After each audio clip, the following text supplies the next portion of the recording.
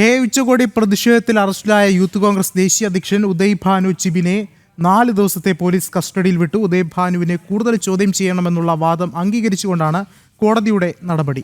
അതേസമയം ഭാരതത്തെ നാണം കെടുത്താനുള്ള രാഹുലിന്റെ ഗൂഢാലോചനയാണ് ഉച്ചകോടിയിലെ പ്രതിഷേധമെന്ന BJP കുറ്റപ്പെടുത്തി. കൂടുതൽ വിവരങ്ങളുമായി ജിഷ്ണു കൃഷ്ണൻ ചേർന്നുണ്ട്. ജിഷ്ണു, എന്തായാലും നിർണായകമായൊരു നടപടിയാണ് ഈ ഒരു ഘട്ടത്തിൽ ഉണ്ടാവുന്നത്. എന്തൊക്കെയാണ് മറ്റു വിവരങ്ങൾ പുറത്തുവരുന്നത്?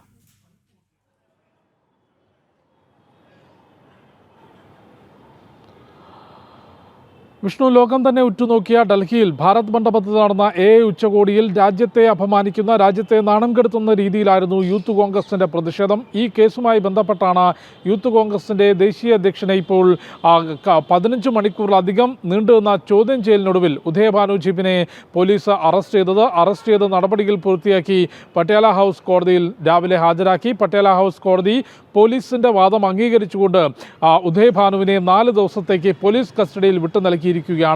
ഈ പ്രതിഷേധം വളരെയധികം ഗൂഢാലോചന നടത്തിയാണ് പ്രതിഷേധം ഉണ്ടാക്കിയതെന്നും അതിൽ കൂടുതൽ വിവരശേഖരണവും ചോദ്യം ചെയ്യലും ആവശ്യമാണെന്നും പോലീസ് കോടതിയിൽ ആവശ്യപ്പെട്ടിരുന്നു. അതിനാൽ ഉദയ് ഭാനുവിനെ കസ്റ്റഡിയിൽ വിട്ടു നൽകണം എന്നായിരുന്നു പോലീസ് കോടതിയിൽ ആവശ്യപ്പെട്ടത്. ഈ വാദം അംഗീകരിച്ചുകൊണ്ട് 4 ദിവസത്തേക്ക് ഉദയ് ഭാനു ചിബിനെ പോലീസ് കസ്റ്റഡിയിൽ വിട്ടു നൽകിയിട്ടുണ്ട്. കൂടാതെ ഈ കേസിൽ ഇതിനോടകം 8-ലധികം പേരെയാണ് അറസ്റ്റ് ചെയ്തത്. ഈ മാസം 20-നായിരുന്നു ഭാരത് മണ്ഡപത്തിലെ ഉച്ചകോടി വേദിയിൽ ഷർട്ട് ഊരിക്കൊണ്ട്, വസ്ത്രം ഊരിക്കൊണ്ടുള്ള പ്രതിഷേധം യൂത്ത് കോൺഗ്രസ് നടത്തിയത്. അതിനെതിരെ വലിയ വിമർശനം രാജ്യത്തിൻ്റെ വിവിധ കോണുകളിൽ നിന്നും ഉയർന്നിരുന്നു. ലോകം മുഴുവൻ ഉറ്റുനോക്കുന്ന രാജ്യത്തിൻ്റെ അഭിമാനമായ ഒരു പരിപാടിയിലാണ് ഇത്തരത്തിലൊരു പ്രതിഷേധം നടത്തിയിട്ടുള്ളത്. BJP രൂക്ഷമായിട്ടുള്ള വിമർശനം ഇപ്പോഴും തുടരുന്നുണ്ട്. രാഹുൽ ഗാന്ധിയുടെ ഗൂഢാലോചനയാണ്, രാജ്യത്തെ നാണം കെടുത്തുക എന്ന രാഹുലിൻ്റെ ഗൂഢാലോചനയാണ് ഈ പ്രതിഷേധ നാടകത്തിന് പിറകിലെന്നും രാജ്യത്തെ എപ്പോഴും പിറകിൽ നിന്ന് കുത്തുകയാണ് രാഹുൽ ഉൾപ്പെടെയുള്ള നേതാക്കൾ. ഭരണഘടന ഉയർത്തിപ്പിടിച്ചുകൊണ്ട് നടക്കുന്ന രാഹുലും കൂട്ടരും അത് തുറന്നു വെച്ച് വായിക്കാനും അതിൻ്റെ മൂല്യങ്ങൾ മനസ്സിലാക്കാനും ശ്രമിക്കണം എന്ന്